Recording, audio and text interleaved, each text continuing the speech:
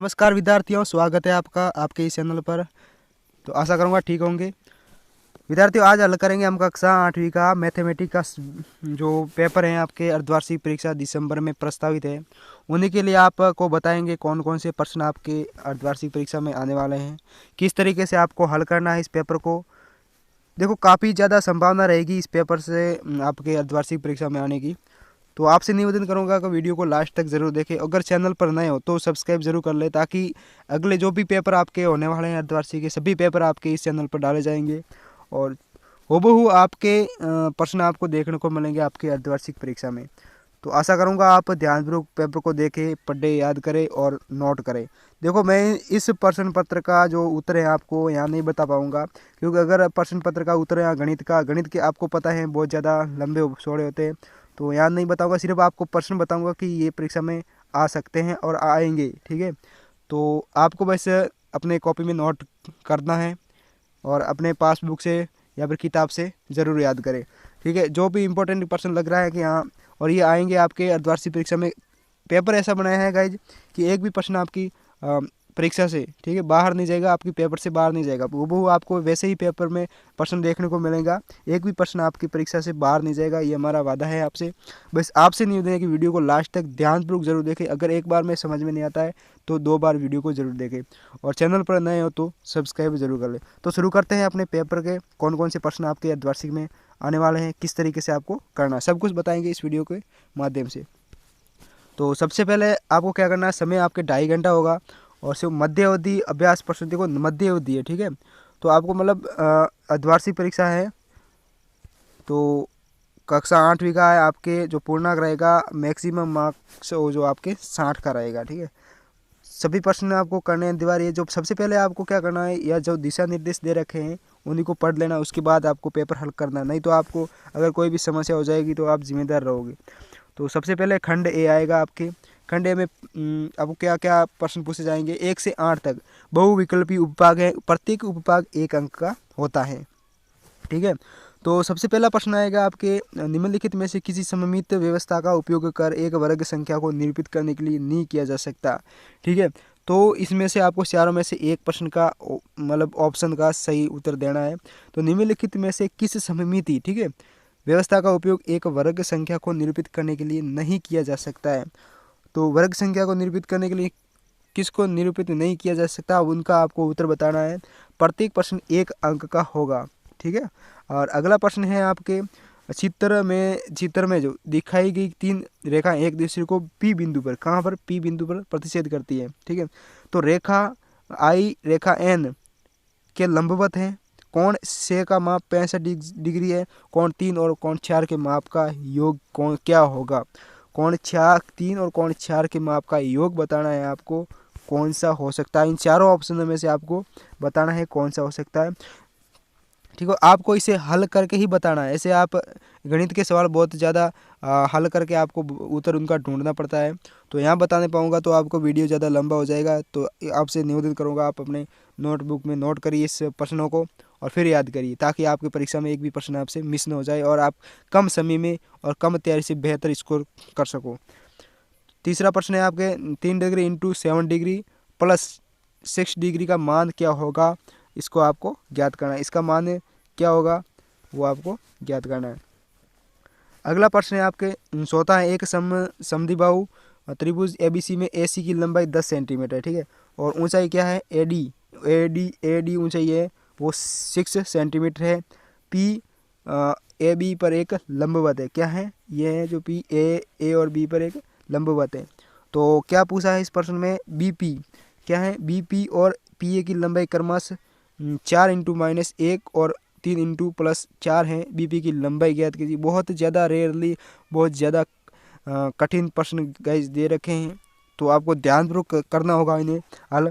तो इन प्रश्नों को आप नोट कर लीजिए अपनी नोटबुक में, फिर याद करिए। अगला प्रश्न है आपके 5वां, राजू के पिता की वर्तमान आयु राजू की वर्तमान आयु की 3 गुणी है। ठीक है, प्रश्न को ध्यानपूर्वक पढ़ना है। अगर एक बार समझ में ना आए तो 2 बार जरूर पढ़े। राजू के पिता की वर्तमान आयु राजू की वर्तमान आयु की 3 गुना है। 4 वर्ष बाद उनकी आयु का योग 66 वर्ष है। क्या है, 66। तो राजू की वर्तमान आयु ज्ञात करनी है। ठीक है, तो राजू की क्या करनी है, वर्तमान आयु ज्ञात करनी। अगर ये गाइज ये नहीं आता है आपको, तो दो पूर्ण संख्याओं का अंतर 35 है। दोनों संख्याओं का अनुपात कितना है? 2:7 है। तो दो संख्याओं का गुणनफल है क्या होगा अगर दो पूर्ण संख्याओं के अंतर 35 है, ठीक है, और दोनों संख्याओं का अनुपात 2:7 है, तो दो संख्याओं का गुणनफल क्या होगा? इन चारों ऑप्शन में से आपको इसका उत्तर ढूंढना है। अगला प्रश्न है आपके 5वां। एक प्रकाश वर्ष वह दूरी है जो प्रकाश एक पृथ्वी वर्ष में यात्रा करता है। अंतरिक्ष में वस्तुओं के लिए हम दो आकाशीय पिंडों के बीच की दूरी वर्णन करने के लिए प्रकाश वर्ष का उपयोग करते हैं। सही है। एक प्रकाश वर्ष लगभग जितनी ये संख्या दे रखी है आप पढ़ सकते हैं किलोमीटर है। खगोलविद एक तारे का अवलोकन कर रहे हैं जो पृथ्वी से 5 प्रकाश वर्ष दूरी पर है। पृथ्वी से तारा कितने किलोमीटर है? कितना दुर्लभ, कितना कठिन प्रश्न दे रखा है गाइस, आपको ध्यानपूर्वक करना होगा, तभी आप सही कर पाओगे इस प्रश्नों को।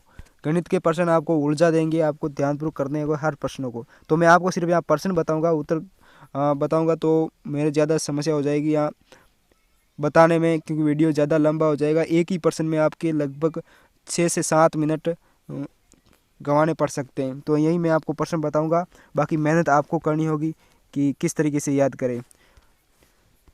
अगला प्रश्न है, 1 से शुरू होने वाली विषम संख्याओं के घटाव को दोहराने पर निम्नलिखित में से कौन सी संख्या पूर्ण वर्ग है? ठीक है, अगर इनका नहीं आता तो ये इसका वर्गमूल ज्ञात कीजिए। अगला प्रश्न है आपके, निम्नलिखित में से कौन सी आकृति गुण भुजाओं का केवल एक युग्म समांतर है जो को संतुष्ट करता है? निम्नलिखित में से कौन सी आकृति गुण भुजाओं का केवल एक युग्म समांतर है को संतुष्ट करता है? तो आपको ये ज्ञात करना है। अगला, अगर ये नहीं आता है आपको, अथवा में दे रखा है, तो एक बढ़िया बात है गाइज, आपको अथवा में दे रखे प्रश्न, अगर एक प्रश्न नहीं आता तो अगला जरूर आता होगा।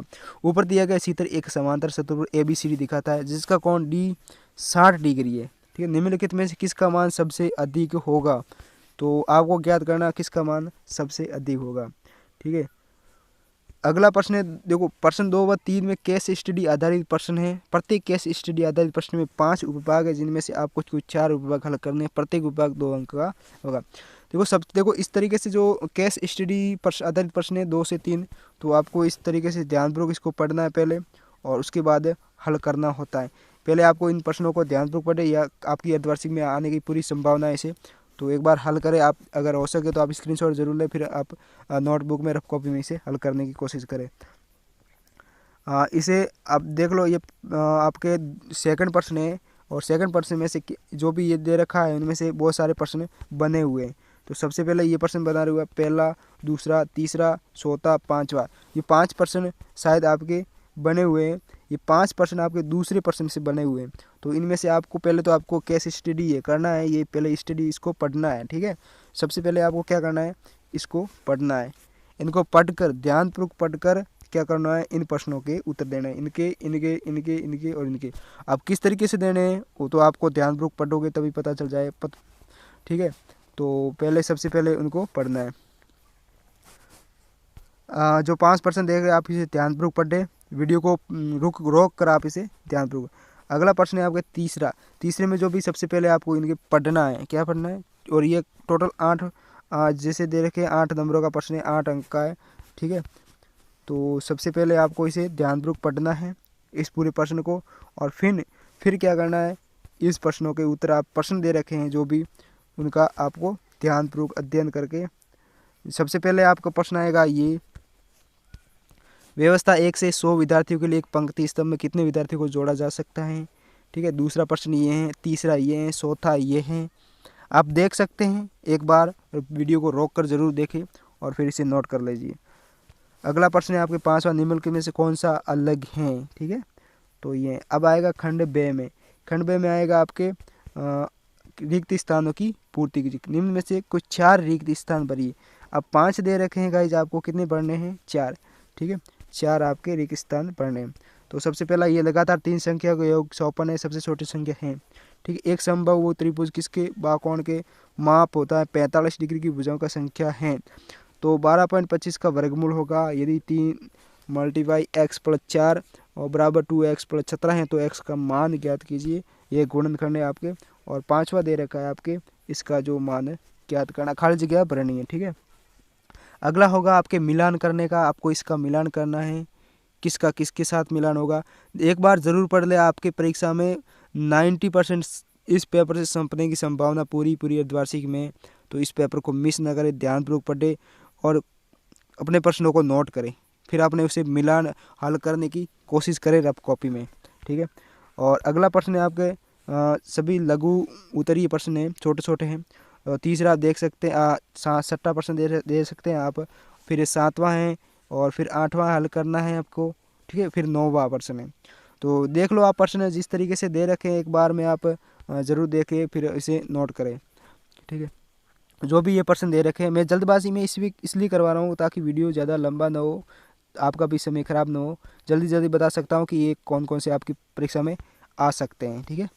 तो अगला है खंड सी में दे रखा है कि 10 से जो 14 प्रश्न है, प्रत्येक प्रश्न 2 अंक का होगा। कितने अंक का? 2, ठीक है।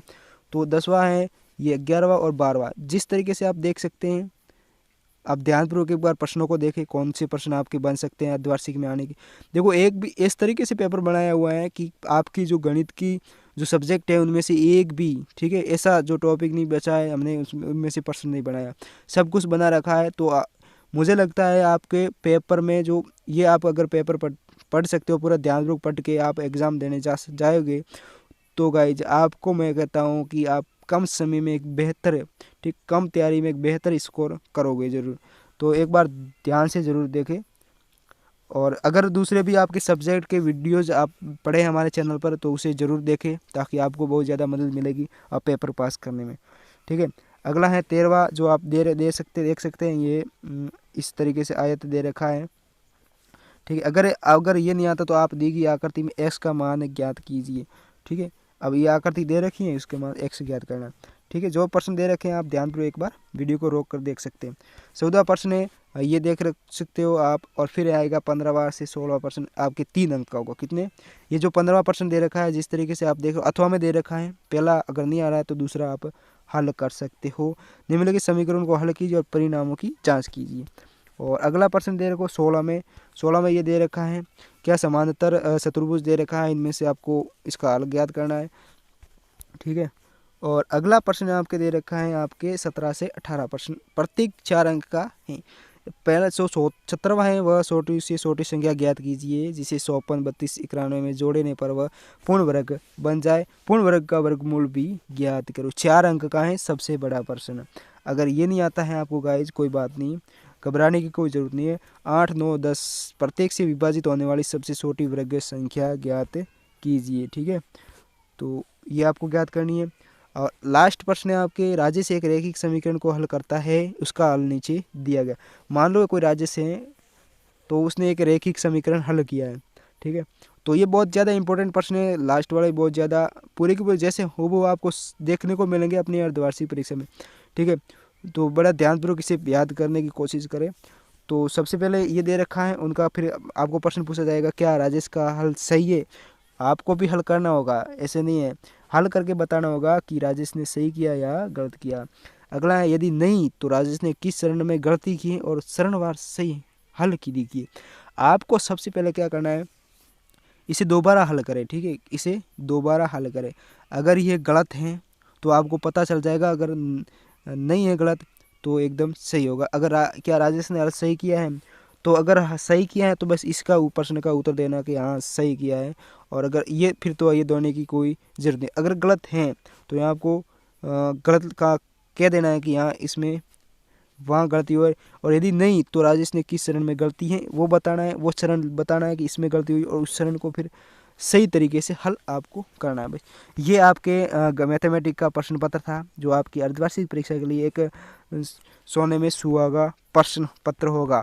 तो मैं आशा करूँगा आप इसे ध्यानपूर्वक याद करने की कोशिश करें। वीडियो थोड़ा ज़्यादा लंबा हो गया, कोई बात नहीं, आपको बस हमारा मुख्य जो उद्देश्य था, जो आपको प्रश्न पत्र के जो प्रश्न आपको बताना था, बाकी आपको ही मेहनत करनी होगी गाइज। इसे नोटबुक में नोट करके हल करें रफ कॉपी में अपने, और फिर पासबुक से आप देख सकते हैं कौन किस तरीके से इसे हल किया जा सकता है इन प्रश्न पत्रों को। बहुत ज़्यादा मुझे लगता है थोड़ा बहुत हाई लेवल का बनाया गया है पेपर। तो उम्मीद करूँगा और ज़्यादा मेहनत करेंगे आप और परीक्षा में अच्छे अंक से पास होंगे।